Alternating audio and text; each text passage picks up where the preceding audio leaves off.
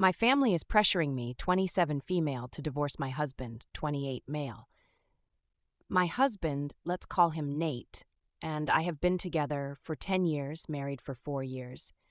We've been having a rough couple of years, and basically everyone I am close to is telling me to get divorced.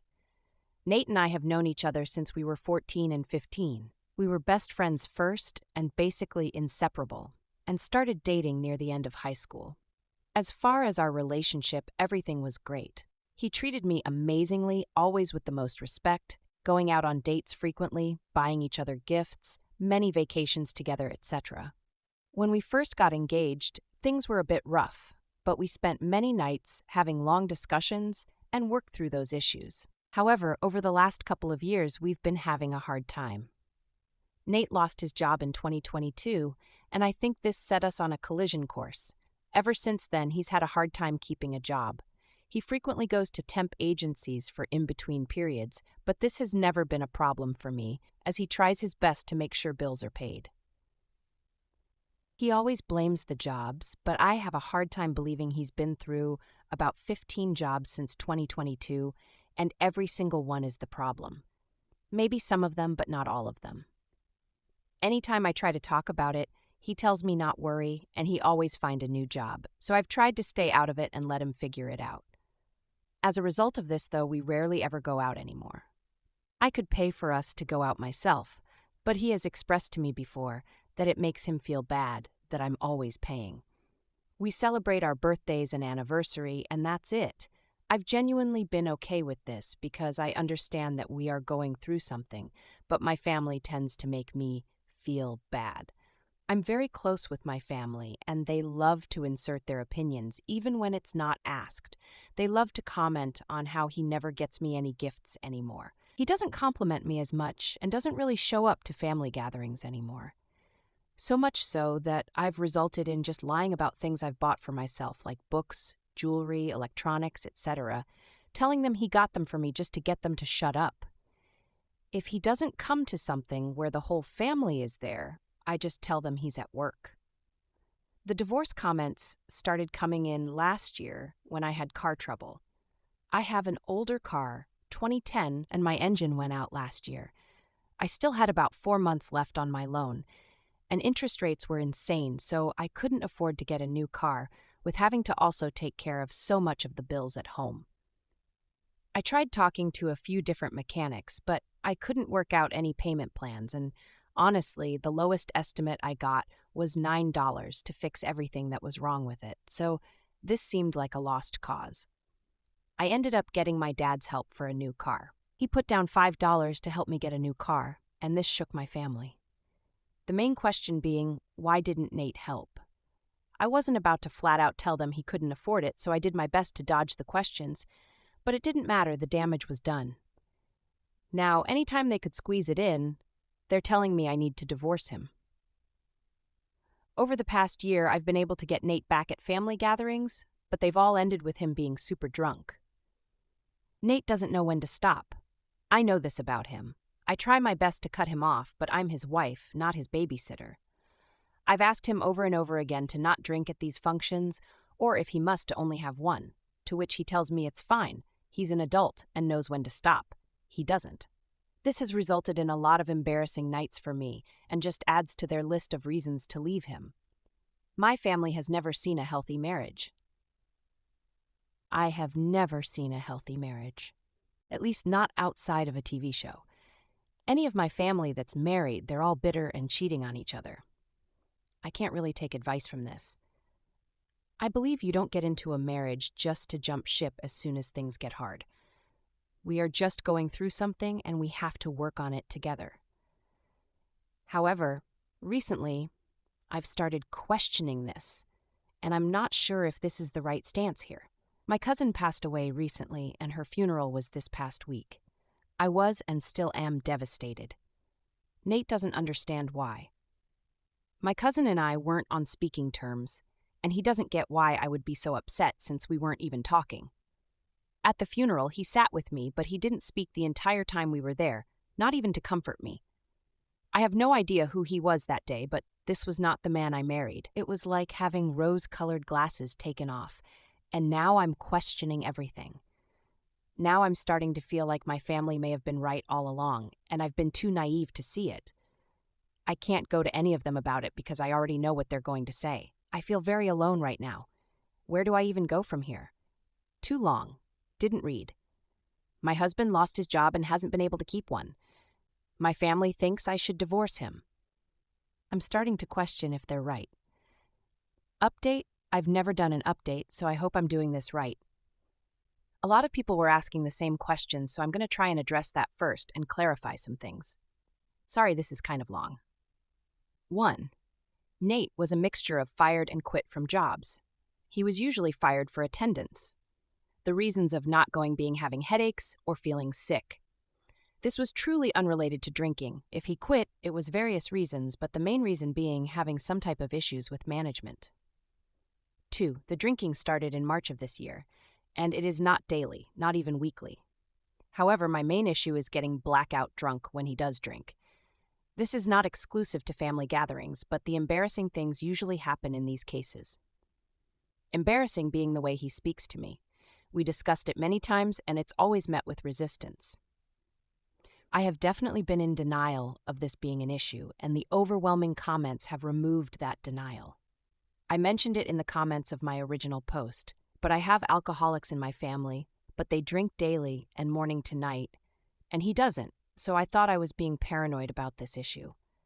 I don't think this had anything to do with losing jobs, but was picked up as a result of it. 3. Many people said I don't defend him to my family, and this is why he doesn't come to gatherings. I didn't talk about it in my original post, but I have defended him. They never say this in front of him, only to me. They don't treat him differently or isolate him or anything like that. I don't just let them talk crap, but this usually results in us talking in circles and me feeling like crap. No, I have never told him what they are saying. 4. I am in therapy solo, but it's new, so we hadn't gotten into my marriage at the time. This was honestly eating anyway at me since the funeral, and my next session was 2 weeks away at the time, which is what led to my post. I do think he's struggling mentally, but I'm accepting it's only so much I can do if he's constantly insisting he's fine. Someone asked if he's of sound mind. Why don't I believe him when he says he's fine? I've dealt with depression and did not realize until I was out of it and reflected back on that period of time. Maybe it's projecting, but he may think it's fine, but it's not. 5. Many people asked what he's doing to fix things. I guess the simple answer is nothing. We have conversations about our marriage where he promises to do better, and he does do better for a while, and then he just stops. Now for the update. I ended up turning my therapy session into a 2-hour session. Double copay, yay America. We deep dived into my marriage, and I actually told her about my original post and some of the comments that stuck with me. Obviously, one long session is not a fix-all, but it definitely helped me come to some realizations. A couple of comments we focused on. Me lying for him, for starters. In the beginning, I truly did not have a problem with not going on dates or getting gifts or even just the little things. But of course, over time, that kind of chipped away. I guess about the time I started lying about it is when I stopped being okay with it. Someone said my marriage not working out does not mean I failed. Honestly, this broke me. Out of all the comments, this one really got me. I have felt like if I gave up, this would be a failure.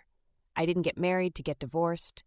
I thought I would be spending forever with him, and I've definitely been trying to keep floating a sinking ship. Therapist says I'm a people pleaser, and honestly, after everything we've talked about, yeah, that tracks. As for Nate, he's on thin ice with his current job, go figure. Even knowing this, he still did not go to work one day last week because he had a headache. No, this was not a hangover. He was not drinking that day before. I am 100% positive of that. I start work 2 hours before him, so I didn't know he stayed home until I got home. I snapped. I told him he doesn't get to skip out on work every time he has a headache, especially when he is already on multiple attendance warnings. I get frequent migraines, and I don't skip work unless it's literally one that makes me super dizzy. I take something for it and get to work because we're adults with responsibilities and can't just skip work every single time we feel bad. He told me I was overreacting, and I told him of course he would see it that way because I sit back and let him do whatever he wants all the time. Maybe I did overreact, maybe he did have a bad headache. Either way, I left my sister's house to cool off. I broke down at this point, crying to her and telling her everything. To my surprise, although it shouldn't have been a surprise at all, you guys were right. They all knew something I didn't. My brother and sister have secretly been giving him money to take me on dates for my birthday and our anniversary ever since him first losing his job. My sister even paid his portion for 2 family vacations we took. I wasn't going to go on either of these vacations because I couldn't afford to pay for both of us, but my sister said she could tell how sad I was about it. They both knew how badly I was trying to make it work and were trying to help. I called my brother and made him come over too. I thought they would give me "I told you so's" or rub salt in the wound, but they were very supportive. I ended up staying with my sister a couple nights and returning home Friday night. I told Nate we needed to have a serious conversation. I laid out everything I was feeling. I cried and begged him to go to therapy. If not to couples therapy, at least to go solo. He refused. He says therapy is a waste of time and money just paying someone to talk to you. He says we don't need anyone in our business like that, and we can deal ourselves. I told him obviously we can't, and having an outside, unbiased opinion may help us understand each other better and be good for our future. He refused. He really doesn't see how all of this is affecting me. I did get him to open up the slightest bit about what's going on in his head. In short, he thinks the world owes him something. When he first lost his job, he went to his parents for help. They refused to help, which, honestly, I'm not sure what he thought would happen, because they've never been good to him or me for that matter. He was going on and on about how his dad left his mom for half his life before they got back together, and he needed to make up for it. I told him he's not a child anymore. He's an adult. His parents don't owe him anything. To which he said it's the least they could do. We barely even touched the money bills topic as usual, as this led to yelling and things were getting heated. I addressed him taking money from my siblings to pay for dates, vacations, and he said, "Why does it matter where the money came from? You wanted to go out, and I made it happen." He doesn't think there is an issue with this at all. He told me all I care about is money. His love and loyalty is never enough. This really hurt me because it's like everything was slipping through my fingers before my eyes. In trying to be a good wife and supportive partner, I completely missed so many signs and lost myself. We are separating for now. I was going to let him stay in our house, but I changed my mind. I honestly don't trust him to keep up any of the bills or cleaning. We rent our house and the lease is not up until May. So I'll be staying there and taking care of everything as usual. He's staying with family for now. I still didn't jump straight to divorce, as I'm trying to get through to him, but I can see now this may be where it's headed, and I'm unpacking all that in therapy. Trust me. Despite all of that, I still love him very much and wish things were different. I'm hoping this separation inspires change, but I did give him until our lease is up to show me with actions. Honestly, with his track record, I'm not holding my breath, but it's tearing a hole in my chest just thinking about filing for divorce. And well, that's another issue for therapy. Thank you to everyone who commented and made me really think about myself for once. Any advice for fixing a broken heart? Lol, but kind of serious. Too long, didn't read. I talked to my husband about everything I was feeling and he dismissed me. My family was in fact just looking out for me. My husband and I are separating for now, but unless something changes, we'll probably divorce within the year.